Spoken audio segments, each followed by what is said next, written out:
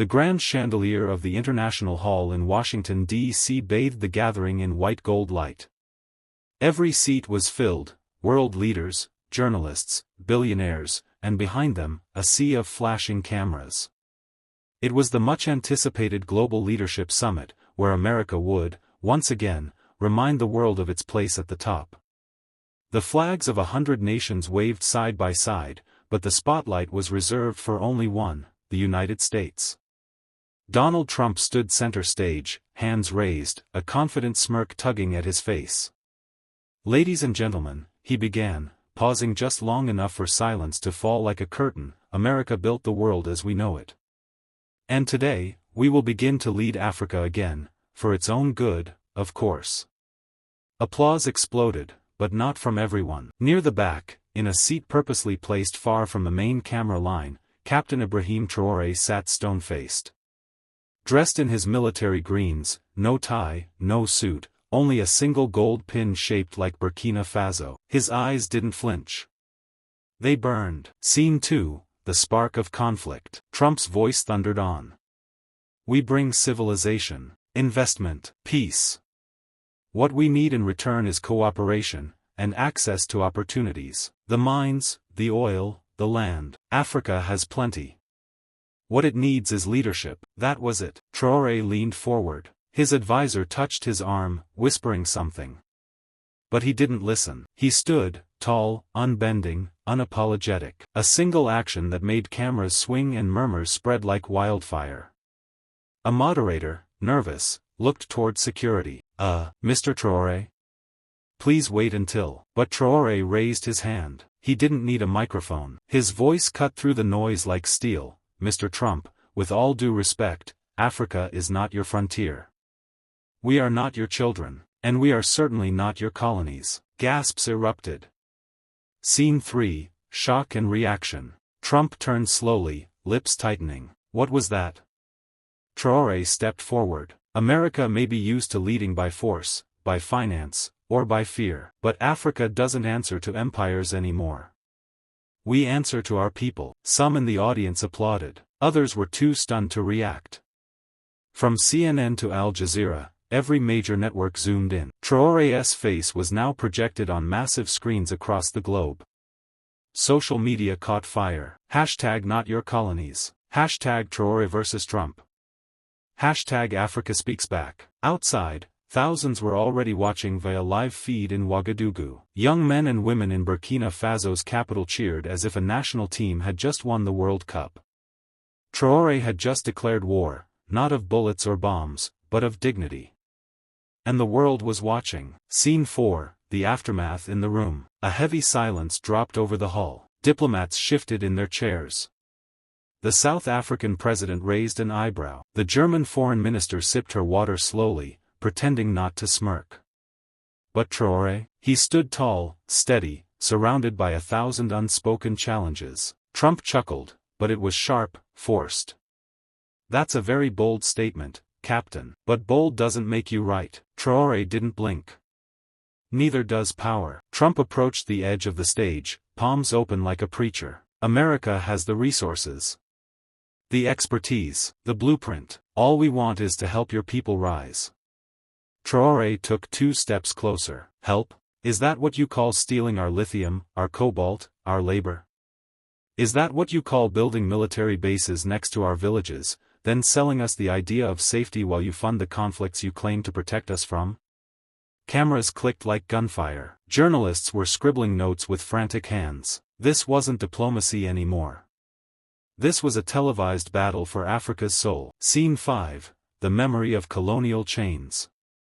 Traoré's voice dropped lower, firmer. "When my ancestors were shackled and dragged across oceans, they were told it was for civilization. When our lands were carved by European blades, it was called exploration. When our gold built your banks, your monuments, your weapons, that was investment."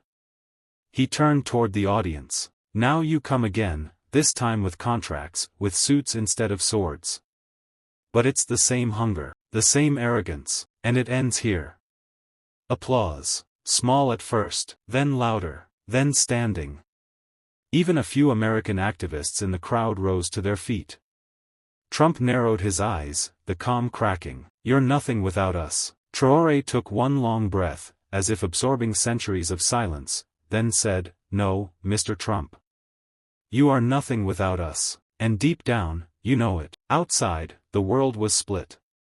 Some called him ungrateful, others called him brave, but no one could ignore him now. Scene 6, Backlash in Washington. By the time the clip of Traoré's speech hit social media, the White House Situation Room was in full damage control mode. The video had gone viral, tens of millions of views in under 6 hours. Hashtags like hashtag Traoré tells the truth and hashtag We Are Not Your Colonies were trending across the globe. President Trump was pacing behind the Resolute desk.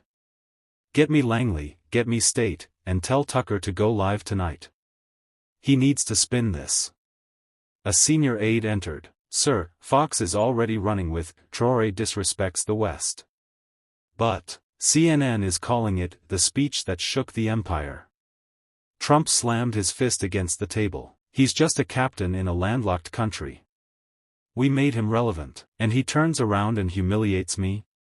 The room stayed silent. No one dared mention that the so-called captain had just won the moral high ground before a global audience. The kind of moment no PR firm could reverse. Scene 7, The Streets of Ouagadougou. Back in Burkina Faso, it was not just a speech, it was a spark. Thousands had taken to the streets in celebration. Flags waved, drums beat, chants of "Africa for Africans" echoed into the night. Traoré's motorcade drove slowly through the capital. He looked out the window, not smiling, but watchful. "You shook the world," said Minister Diallo, seated beside him.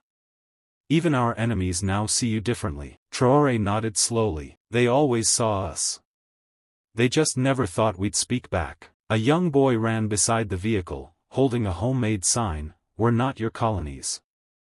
Traoré saw his reflection in the boy's eyes, proud, unafraid, finally seen. Scene 8, A Secret Meeting in Paris. Meanwhile, in a shadowed conference room in Paris, diplomats from former colonial powers gathered. "He's uniting too many voices," one man said, lighting a cigar. "We underestimated him," another admitted. "He's not just speaking for Burkina Faso anymore. He's speaking for Africa." The question hung in the air like smoke. What do we do about Traoré?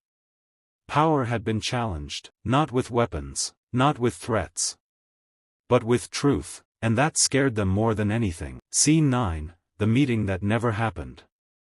In a high-rise overlooking Manhattan, a former CIA operative closed a file stamped with Traoré's name and muttered, "He's not like the others." The room was filled with men in suits, private contractors, lobbyists, retired diplomats. Unofficial, off the record, and deeply dangerous. One of them spoke. "He's igniting something bigger. If he keeps going, we'll have a continent questioning everything, their alliances, their debts, their silence." Another nodded. "Then we silence him." Scene 10, Traoré's War Council. Back in Ouagadougou, Traoré sat in a dimly lit room with a map spread before him, not of borders, but of resource pipelines, military bases, and foreign corporate offices. "We've exposed their lies," said Foreign Minister Camara, "but now they will push back harder." "They already are," added the intelligence chief. "We've intercepted chatter. Psychological warfare, media manipulation, maybe more." Traoré stayed calm. "Let them come, let them show the world who they truly are." "But if they strike?" someone asked. "Then they will learn," said Traoré, "that Africa does not kneel anymore, and Burkina Faso never did." Scene 11, The Global Echo. From Johannesburg to Kingston, from Chicago to Accra, Traoré's words echoed. Black youth in Harlem painted murals of him. College students in Senegal held debates quoting his speech. A young woman in Haiti said on live TV, for the first time, "Someone in power speaks like my grandfather did, not in fear, but in fire." In the streets of Bamako, a woman shouted into a megaphone, "We are not pawns. We are the board." The world was listening. And for some, that was dangerous.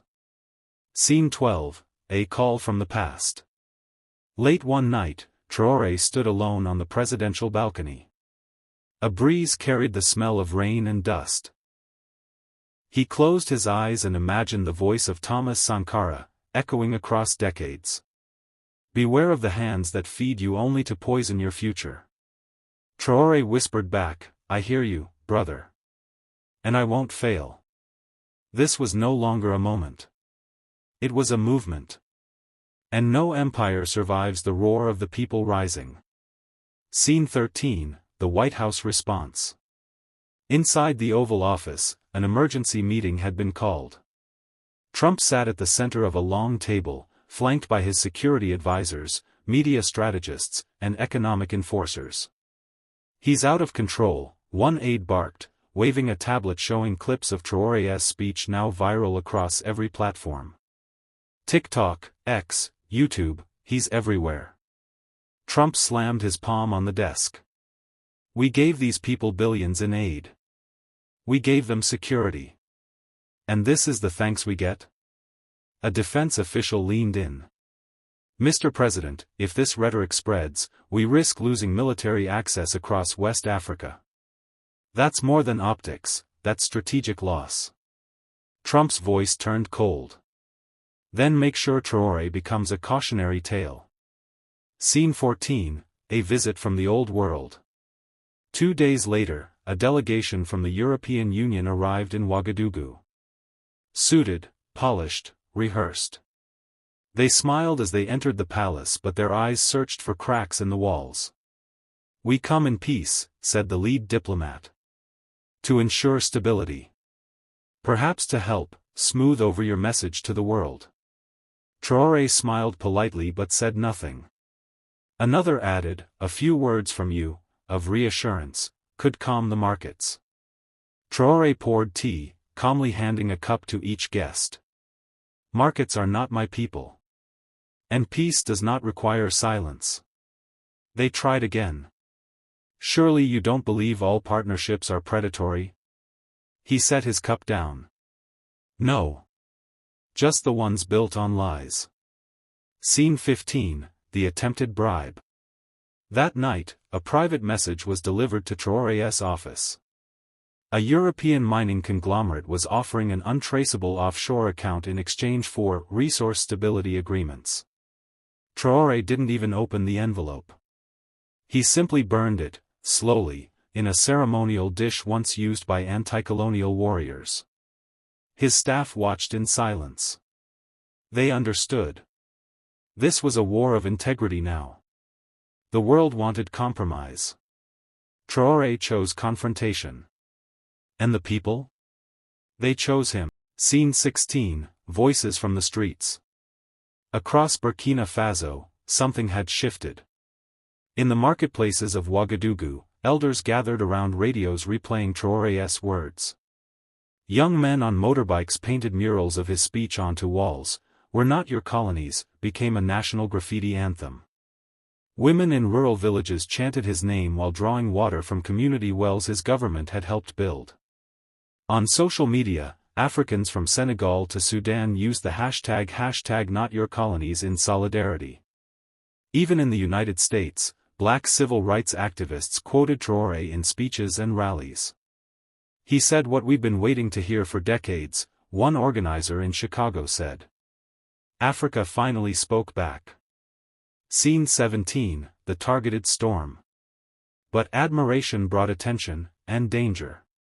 Within a week, Burkina Faso's internet infrastructure suffered a massive cyber attack. Government servers were compromised, energy grids destabilized, and fake news flooded local channels. A mysterious foreign NGO published a report calling Traoré a dictator, citing falsified incidents of human rights abuses. International news outlets picked up the report within hours. "They're trying to paint you as the next Mugabe," said Minister Zongo, sliding the documents across Traoré's desk. "Let them try," Traoré replied. "The difference is, my people know the truth." Scene 18, the night visitor. That evening, a shadow moved within the palace gates. A former intelligence agent from a neighboring country, now operating in exile, had come with a warning. They're preparing something, he whispered. Not a war. A collapse. A coup? Asked Traoré. Something quieter. More elegant. Economic blackmail. IMF threats. Fuel shortages. Maybe even food sabotage. Traoré leaned back. Then we'll eat less. Walk more. And fight harder. The world had tried to kneel Traoré with bullets. Now they tried with banks. But he had one weapon they could never buy, the loyalty of a nation. Scene 19, The Rising Continent. As the storm thickened, so did Africa's voice. In Mali, a televised debate erupted between former ministers, one defending Western partnerships, the other declaring, Traoré is not just Burkina Faso's president. He is Africa's mirror. In Ghana, university students staged walkouts chanting his name. In Nigeria, a viral remix turned Traoré's quote, "We're not your colonies," into a pulsing anthem blasted in nightclubs and taxi ranks alike. He had become a symbol, and symbols move faster than borders. Scene 20, The Silent Room. Back in Washington, Trump met quietly with advisors. Not in the press room. Not on stage. In a back room, over cigars and silence. What's the play now? One strategist asked. Trump exhaled smoke. You kill a man, he becomes a martyr. You mock him, he becomes a meme. But you buy him, and he becomes nothing. Another aide asked, and if he can't be bought? Trump's eyes narrowed. Then we bankrupt him. Scene 21, The Letter. Days later, Traoré received an official invitation. The United Nations had requested his presence for a global dialogue on equitable development. His ministers argued, it's a trap. They'll frame you. They'll isolate you. Or worse, they'll try to co-opt you. But Traoré knew something they didn't: silence was not safety. I will go, he said calmly. Not to be heard by them, but by everyone else. Scene 22, Before the Flight. The night before departure, he walked alone through the capital. No cameras. No speeches. Just him and the pulse of his people. He passed street vendors packing up for the night, soldiers standing quietly on corners, children chasing each other between lamplit shadows. A woman stopped him. You don't owe them anything, she said. I know, he replied. That's why I must speak. He wasn't flying into diplomacy. He was walking into a lion's den. But Traoré never feared lions, only silence. New York City's skyline glittered like broken glass beneath the night sky. Inside the United Nations General Assembly, rows of world leaders filed into their seats, murmurs floating above their heads like nervous ghosts. The American delegation was seated up front, Trump's surrogate glaring across the room, flanked by aides in tailored suits and plastic smiles. The speaker announced, President Ibrahim Traoré, Republic of Burkina Faso. Silence. Then, the sound of firm footsteps. Traoré took the podium with no teleprompter, no notes, no filtered translator. Just his voice, strong, steady, unapologetically African. Scene 24, The Speech That Shook the Room. You say Africa needs saving, he began, scanning the room. Yet it was Africa who saved your economies with our gold, our cobalt, our children. A shuffle in the seats. You speak of leadership, Traoré continued, but what you truly want is ownership. Gasps. Phones began to record. Journalists scribbled faster. I come from a continent carved by colonial knives, but we no longer bleed. We build. We rise. And no empire, new or old, will ever own us again. He paused. I am not here to ask. I am here to remind. Applause started, first soft, then rising. Loudest among the Global South delegations. Even some European leaders nodded silently. Scene 25, the aftershock. Backstage, a CNN reporter whispered into her mic, "That wasn't a speech. That was a line in history." Across Africa, the footage aired live. Elderly men cried. Children clapped. Soldiers in dusty outposts stood at attention before tiny TVs. Even in America, a trending comment read, "He didn't just speak for Africa. He spoke for every nation tired of being told what freedom should look like." In a room full of power, Traoré didn't just speak truth to it. He made it listen. The next morning, headlines erupted. Traoré dismantles colonial rhetoric at UN. Burkina Faso president challenges global power structures. Trump allies call speech an act of defiance. In Washington, conservative commentators were fuming. "He's dangerous," barked one. "He's radicalizing Africa against us." On social media, American youth fired back. "He said what our leaders were too afraid to say." Traoré 2028, if only. The battlefield had shifted from borders to ideas. And Traoré had just redrawn the map. Scene 27, the offer. Later that week, an unexpected call came in from a major American tech magnate. "Ibrahim," the voice said, casually dropping formalities, "what you did at the UN, bold. We'd love to partner with Burkina Faso. Infrastructure. Satellites. AI." Traoré listened. The offer was huge, billions in investment, state-of-the-art systems. But there was a catch. "We'll need some alignment," said the voice. "On military access. On policy positions. On trade." Traoré replied without pause. "Africa is not for sale. Not its skies. Not its soil. Not its soul." Click. Scene 28, the solidarity. Across the continent, leaders took notice. In Nairobi, in Addis Ababa, in Windhoek, the whisper grew into a chorus. "We don't need masters. We need partners. We don't need saviors. We need sovereignty." Traoré's stand ignited a fuse, and the fire was spreading. Scene 29, the private message. One morning, Traoré found a handwritten note on his desk. No stamp. No official seal. Just ink on parchment. "Leadership is not control. It is sacrifice. And in that, you are not alone. L." No one knew who L was. Some said it was Lula. Others whispered Lumumba's ghost. But Traoré folded the note carefully and kept it in his jacket. Not for its mystery, but for its truth. Scene 30, the final move, to come. And so, the world waited. Would America retaliate? Would Traoré bend? Or would something entirely new begin? He had refused the golden leash.